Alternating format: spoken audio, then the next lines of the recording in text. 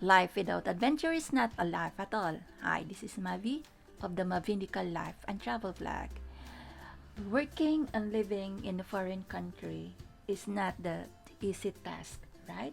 Especially if you're a non-English speaking country like the Philippines. Therefore, we strive hard to learn the language above all. Also, we need to know the people, culture, tradition, and the history of the country where we at, like in New Zealand. To help us understand more about the history and the people of New Zealand, let's go to the Auckland War Memorial Museum. So yan po, dito po natin makikita ano po ba yung magiging itsura ng history po ng New Zealand. Okay. So you can see there the different collections, thousands or more than 1,000 collections. So first, let's find out ano po ba yung history ng Auckland Museum.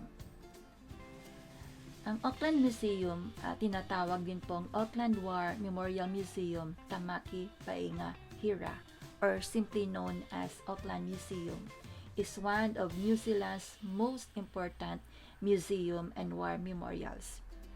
It actually has a collection of the New Zealand history, military history, and of course, the natural history. Yung building naman po niya, the museum building, is one of the most iconic in Auckland, was constructed in 1920 in the neoclassicist style, and it's on a grass plinth. Well, it's a remain of a dormant volcano in the Auckland domain, a large public park close to the Auckland CBD. So ito po, ayon po sa ating pagsasaliksik. Auckland's museum collection and exhibits began in 1852, and then in 1867, the Auckland Philosophical Society actually was formed, and then it became a learned society. Later, it was known as the Auckland Institute. And then, while they're doing that, lumaki po ng lumaki ang institute. So, pinagsama siya with the museum. Kaya tinawag po natin siyang, o tinawag sila na Auckland Institute and Museum. And that was until 1996. Ayan po. So, grabe po pala ang history ng Auckland Museum. And then, 1991 to 2003, the museum Maori language name was Tipapa. So, ayan po. Okay. Tingnan naman po natin saan ba talaga nang galing at saan nakalocate ang Auckland Museum before. It was actually formed in a workers' cottage on Princess Street in central Auckland, wherein the University of Auckland is now located. So doon pala nakatayo ang Auckland Museum. Ito po yung mga objectives ng Auckland Museum: to collect specimen illustrative of the natural history of New Zealand, particularly its geology, mineralogy, ethnology, and ornithology. Collections of weapons, clothing, implements of New Zealand and the islands of Pacific. Any memento of Captain Cook's or his voyages. Coins and medals in connection with those above. So, building and ornamental stone, timber for various purposes, clays, sands, etc., dyes, tannings, guns, resins, flax, hair, sample of New Zealand wool as well was actually being collected. Okay. So, tingnan naman po natin paano nakaklasify ang collections and exhibitions and research of the Auckland Museum. There are actually three principal areas. First is the documentary heritage, then the natural science, and the human history. Ayan po. So, kung makikita po natin dyan sa ating video, makikita natin na talaga po during those times, parang same with the Philippines noong unang araw, yung mga naunang tao like the indigenous people, they have their own way to survive. Paano sila nag-survive, ano yung mga ginagamit nilang mga equipment before, yung pag nag-fishing sila, pag nagpo-farming sila, and then also yung trade nila. Paano ba yung pag-trade nila? May mga bagay din silang tinitrade or binabarter during those times. So, yan, makikita po natin yan dyan. So, nakaka-amaze po na, well, talaga naman pong parang time machine na bumabalik tayo sa mga nakaraang panahon. Ayan. So, makikita natin dyan sa video. So, let's continue with our tour.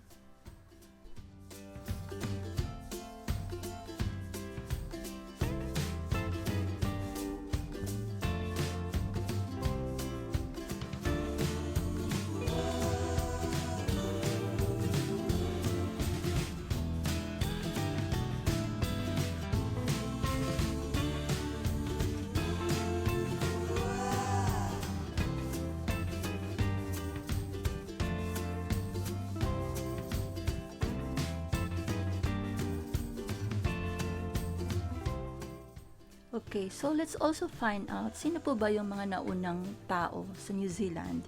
According to the 100% Pure New Zealand website, meron pong like una, the Maori, and then the arrival of the Europeans. They also have the Treaty of Waitangi. Yan po. So, may mga history po na dapat nating malaman. So, first po, sino ba itong mga Maori? Maori were the first inhabitants of New Zealand or the Aotearoa. So, guided by the Kupi, the great navigator. So, sila po yung mga nauna dito sa New Zealand. At ang tanong din po, when did Maori first arrive in New Zealand? So, according pa rin po dito sa website ng 100% Pure New Zealand, that according to Maori, the first explorer to reach New Zealand was Kupi. Using the stars and the ocean currents as his navigational guides, he ventured across the Pacific on his Waka Horua voyaging canoe from his ancestral Polynesian homeland of Hawaii. It is thought that Kupi made landfall at the Hokianga Harbor in Northland around 1,000 years ago. So, ganyan na po siya katagal. Kaya makikita po natin na mas marami po, actually, marami po ang Maori dito sa New Zealand. Hindi lang po yung mga Europeans. Okay.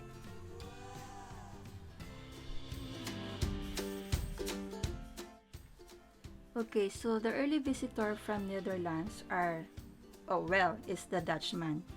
Was the first to sight New Zealand. But it was the British who colonized New Zealand. See, so it's not really the Dutchman who originally saw New Zealand, but it was the British people who colonized them. So this was Abel Tasman, who was in his expedition to discover a great southern continent, so the Great Southland, which believed to be rich in minerals. So that in 1642, Tasman sighted a large high-lying land off the west coast of the South Island. So, yan po sa South Island. So, he never set foot on New Zealand after sailing off the west coast, but went on to some of the Pacific Islands. So, consider po ito ng kanyang voyage na unsuccessful. Why? Because, sabi ng kanyang employer, the Dutch East India Company, Tasman having found no treasures or matters of great profit. So, parang baliwala yung kanyang expedition that time. So, yan po. Okay, so very interesting po, di po ba?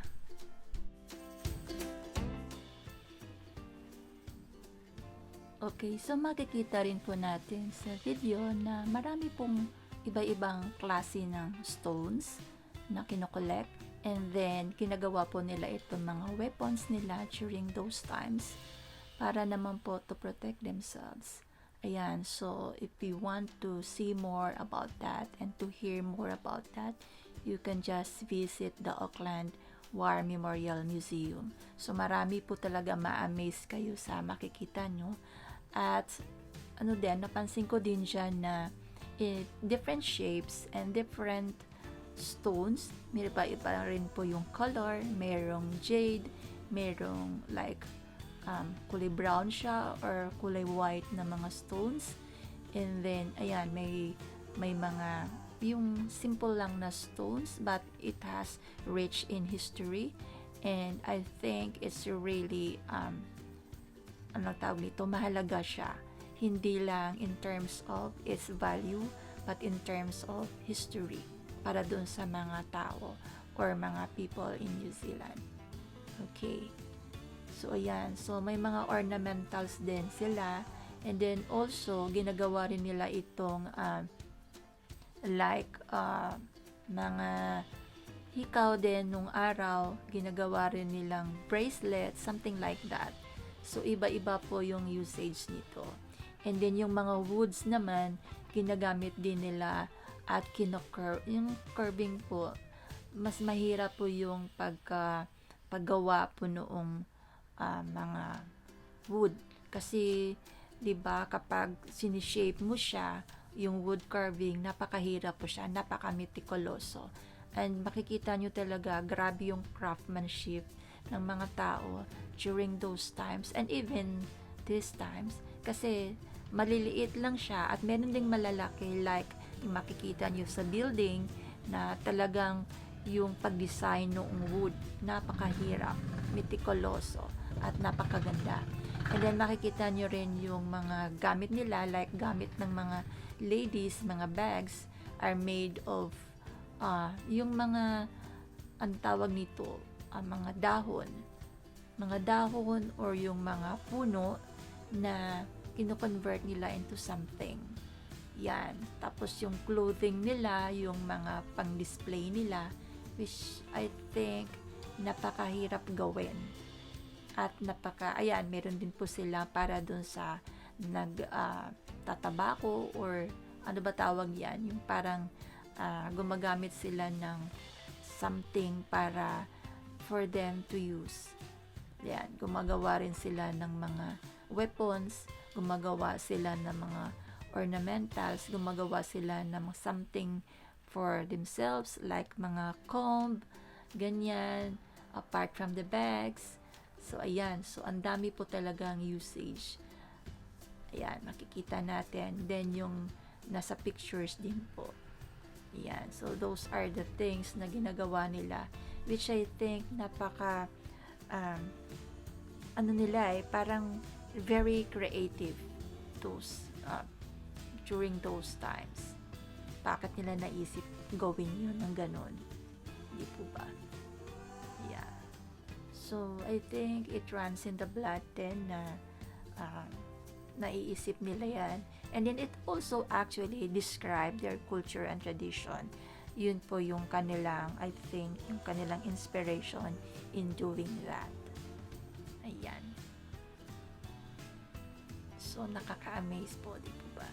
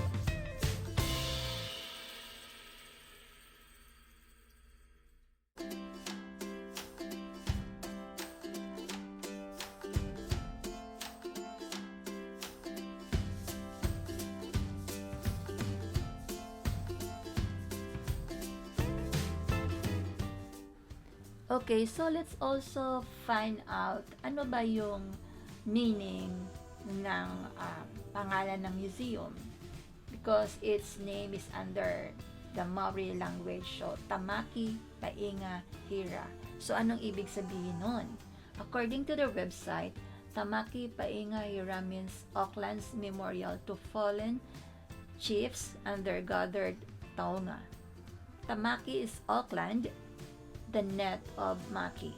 So, Painga is to ceremonially lay out, heap together on a mari, a margin, a shifty boundary, and a reference to those fallen in battle. Hira is numerous, abundant, important, or consequence, great. So, ganyan po. Marami pong kwento behind sa pangalan ng isang lugar, or ano ba talaga ang reason kung bakit ganyan yung name ng isang place or event. So, actually, it comes from the Maori language. Ayan. Just to be clear. And then, maybe magtatanong din tayo, sino ba ang nagpo-fund ng museum?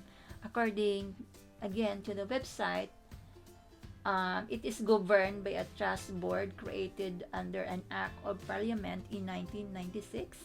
The museum receives no funding from the central government. So, wala silang nare-receive na funding, self-sufficient sila. Yan ang masasabi ko, since according to them, the Auckland ratepayers and from revenue generated by the museum itself. So, yun yung funding. Doon nila na-generate yung kanilang para expenses nila, pambayad sa mga nag-work doon, and then other expenses as well. So, meron din silang mga corporate sponsors, charitable trusts, and private individuals. Unlike in other countries na fina-fund siya ng government, like in the Philippines. So, government yung nagpa-fund ng museum. Kasi nga, lahat naman din ng nandoon ay for the government. History kasi siya ng country at ng mga tao. But then, I would say na in the case of Auckland, mas maganda po siya kasi po self-sufficient sila. They're not actually parang umaasa from the central government. Okay. So, bakit nga ba yung museum may dalawang pangalan? Auckland Museum and Auckland War Memorial Museum. Bakit nga po ba? According to the website, Auckland Museum was founded in 1852 as a museum for the province of Auckland. Ayan. So, para lang siyang museum para sa province ng Auckland. Was New Zealand's first museum. So, can you imagine? Ang Auckland Museum pala, ang pinaka-first na museum sa New Zealand. And then, in 1929, a new museum building was opened after funds raised to combine a war memorial for Auckland with a new building for Auckland Museum. So that's the reason gumamit na sila ng two names para i-combine since nagtayo rin ng bagong building. Okay. So the museum uses both titles. The Auckland War Memorial Museum is used for all formal communications such as annual reports and on letterhead and on the stationery. It is also used specifically in association with its war memorial function. The more informal title, Auckland Museum, is used in some advertising and so, ayan. Interesting. And then, makikita nyo po dyan sa ating video, ito po yung 360-degree na parang movie theater nila na pinapakita doon yung history ng Auckland from being, wala pa siyang mga buildings before, wala pang bridge, wala pang plane, and then dumating yung time na nagkaroon na. So makikita nyo dyan, may bridge na nakatayo, and then na-modernize na yung lugar. Ayan. So, even yung mga suburbs ng Auckland, makikita nyo dyan sa movie na yan. Which is really interesting. And then also, yan, yung east, south, and then I cannot see the west. Well, meron pa rin pong west, which is in the western suburb of Auckland. Okay, I think nandyan baka sa kabilang view. Okay, then makikita nyo din how abundant Auckland is in terms of yung mga sa dagat. Yan maraming fish, at makikita nyo din na well, yeah, ito yung naging source din ng living ng mga tao, not just during the early times but also ngayon din po.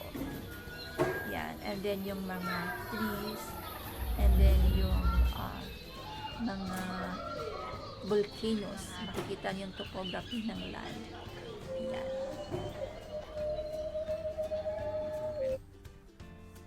And then, as we go along with the tour, makikita rin natin yung bagong view na ng Auckland. So, yeah. So, yung mga collections din nila, yung mga cups and saucers na makikita natin. And then, yung itsura ng isang living room, which is cool. And then, yung family. Ito po yung makikita nyo, One Tree Hill. Yun po, napakaganda po ng lugar na yan, at naipakita ko na po yan sa isa kong video. Ayan. And then yung mga gamit nila, and then yeah, tingnan nyo yung stone na yan, na-carve siya, na mukha siyang tao. Ayan. And then ito po yung boat na pinipicture po nila, yung Endeavour. Okay. Yeah, so let's